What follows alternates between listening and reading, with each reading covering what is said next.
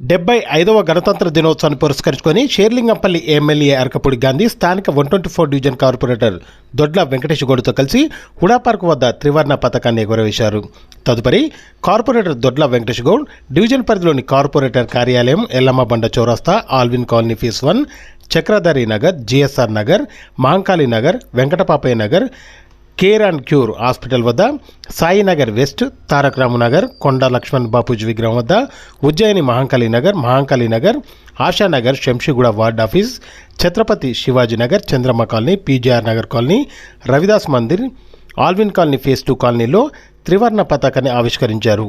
ఈ కార్యక్రమంలో BRS party division senior నాయకులు, కార్యకర్తలు, మహిళా నాయకురాలు, కాలనీ సభ్యులు తదితరులు పెద్ద సంఖ్యలో పాల్గొన్నారు.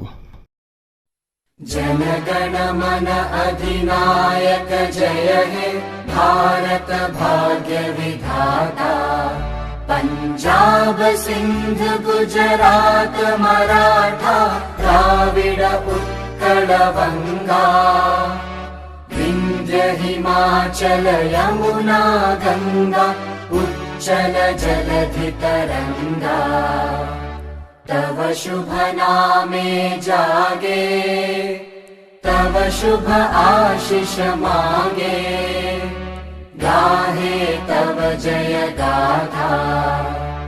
जन गण मंगलदायक जय हे भारत भाग्य विधाता। जय हे जय हे जय हे, जय जय जय जय हे।